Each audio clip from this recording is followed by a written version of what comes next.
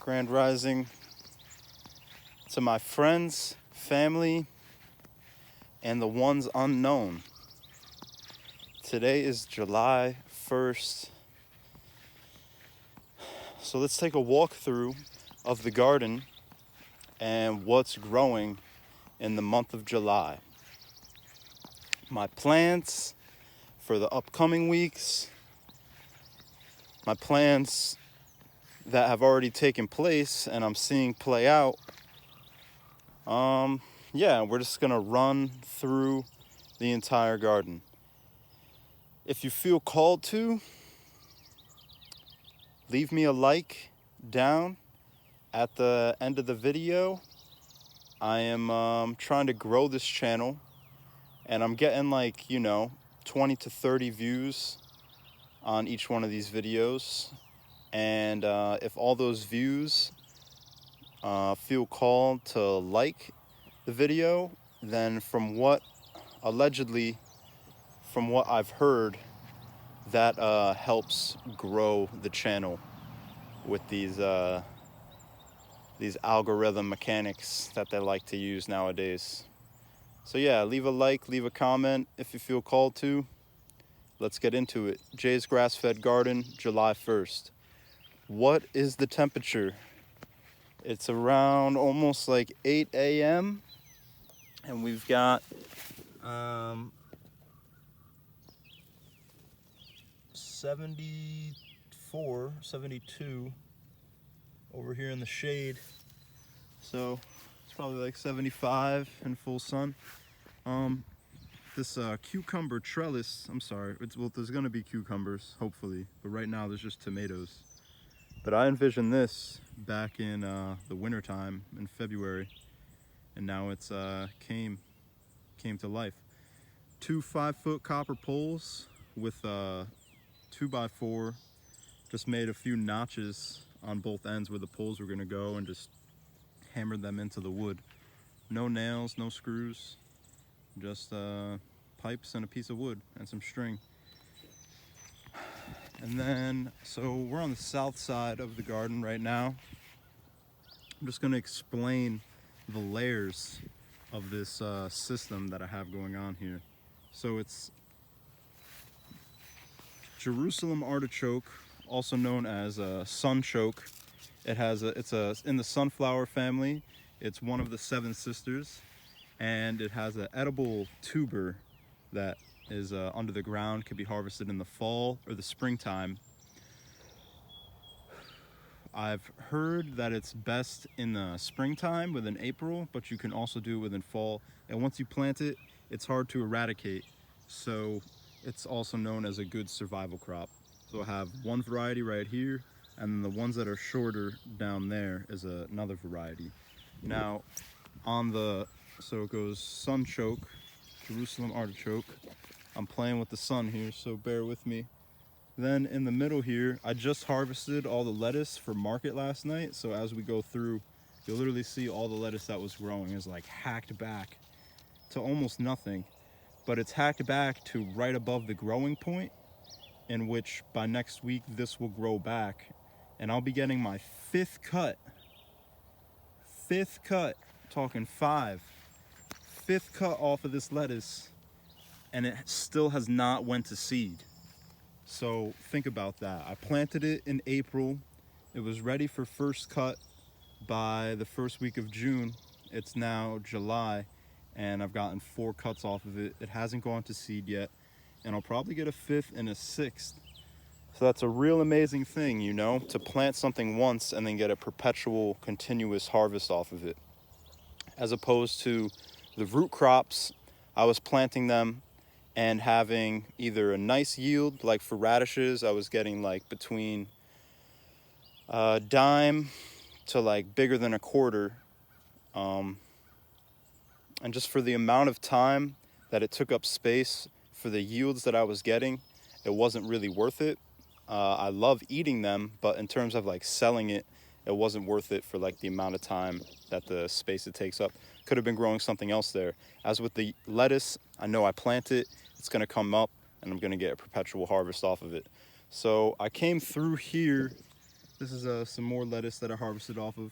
There's also some sweet corn, many different varieties of strawberries intermixed between the garlic. There's a patch of cilantro over there. And I came through the whole garden yesterday and did a really hard pruning on everything. Just like all these extra leaves that didn't really need to be there, so the plants can send more energy to the fruits. And then that will also allow better airflow to prevent dis-ease. So that's all going on right here. Abenaki flint corn, good for making cornmeal, corn flour. And then this short one, I guess it only gets to 3 to 4 feet tall, but this is a, see, it's already putting out its silks to pollinate. This only gets to like 3 to 4 foot tall. And then that got, that's so short right there, like almost not even 2 feet, because it got shaded out by the flint corn. Some different variety of sunflower right there. And I'd like to talk about, so the mower mows right here, but it stays to the outside of where this string is, and that pasture is just still growing up beautifully over there. That's where I scythed that big patch right there. But keeping this thick amount of grass, cover crop, just naturally growing. There's some clover in here, a whole bunch of different varieties of grasses. There's a large amount of biodiversity right in this, and that's helping retain moisture, act as like a barrier from any pollutants that might be around. It's just a really beneficial thing that I have this grass growing to the height that it is on the inside of the square. So moving along, the tomatoes, I'll just run it down the gauntlet. We got 1, 2, 3, 4, 5, 6, 7, 8, 9, 10, 11, a big patch of wild yarrow, highly medicinal, just keeping it there. Gonna harvest some of that. So what was that, like 9 I just counted? Then there's a pepper plant that I trimmed back, but it's got a lot of flowers set on it. It's going to actually set a lot of fruit. Oh man, I gotta stop hitting my head on the trellis, but it seems pretty sturdy, even when I do hit my head on the trellis. I just gotta make sure that it's down. But yeah, the owner of the land said there was 40 mile of winds up here when I had this baby already set up, and it already withstood those winds. So, oh, I knock on wood 3 times, it's gonna not blow over. But it seems pretty sturdy. Just when you hit it with your head, that it's not a good thing.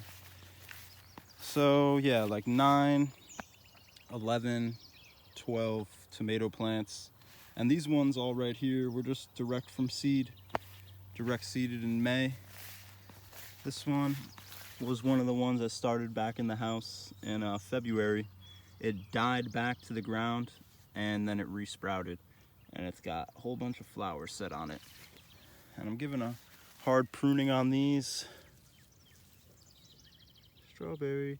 Giving a hard pruning on these and trying to train them to grow up the strings. So, and then I just recently interplanted. You see all these holes right here? It's kind of like a hole, and can't find another hole.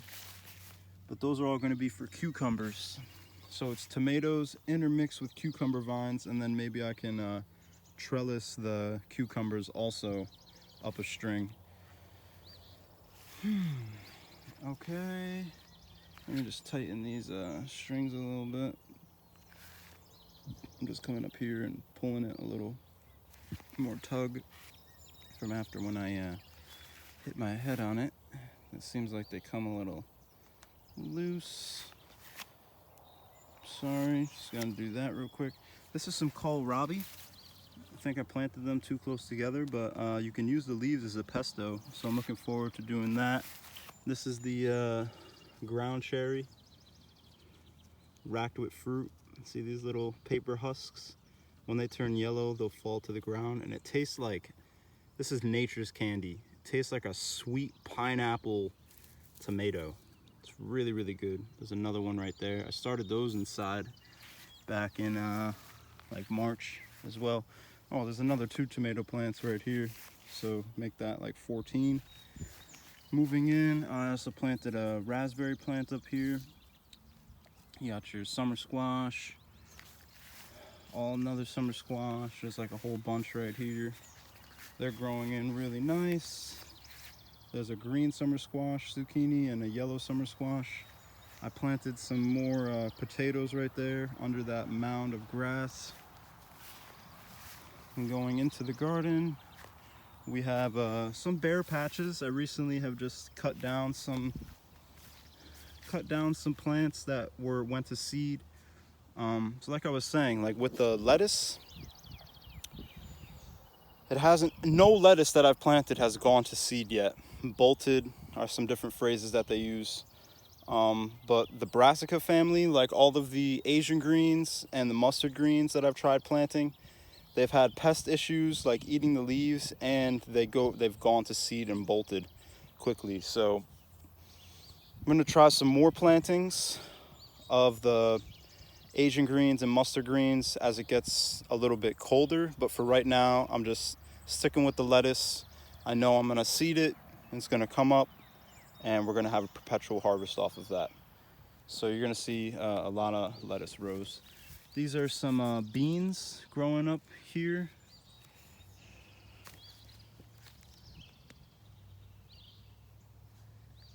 Cannabis. And we got this is lettuce that I cut for last night. 2 new rows of lettuce coming on right here.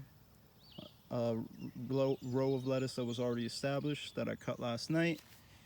These 2 rows of lettuce are just still getting established. These are summer varieties of lettuce. Some more of that kohlrabi that it wasn't planted too close together, so I think I might actually get a full-sized yield off of that. This is that New Zealand spinach I was telling you guys about that my Polish grandmother used to grow in Stamford, Connecticut. Growing this in a tribute to her. It's really succulent, on point. See, this is some mustard greens. See how it's got the little holes in the leaves? It struggles to, this is an Asian green mustard green mix actually. In its young stages, it gets attacked by these bugs that leaves the holes in it. But the lettuce, they don't do that. Some beet greens, the sunflower, some garnet red amaranth, and some elephant head amaranth. These are all gonna get probably even taller than the trellis bar.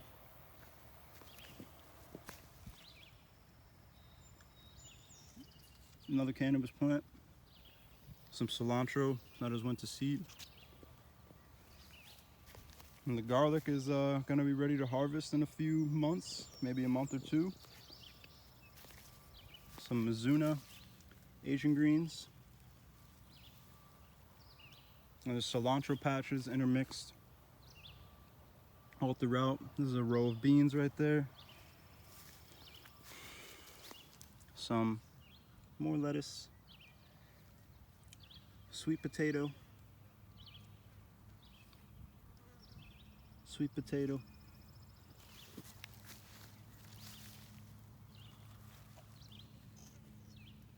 Sweet potato.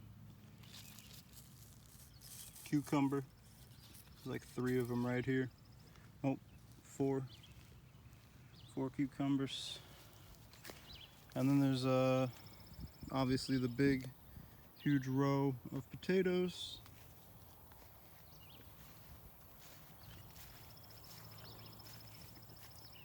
And this more garlic right here. And big truck making a noise. And yeah, there's just a whole bunch of more beans and more lettuce all intermixed. So as the season progresses, I will continue. And then I just harvested a whole bunch of carrots from here. Seems like they were getting too much shade, so I harvested them as baby carrots. I'm gonna use the greens to make a pesto, and I'm gonna sell some of the carrots at market today. So that is cool. This is another bean right here, and there's more sweet potatoes intermixed on this whole little patch right down here.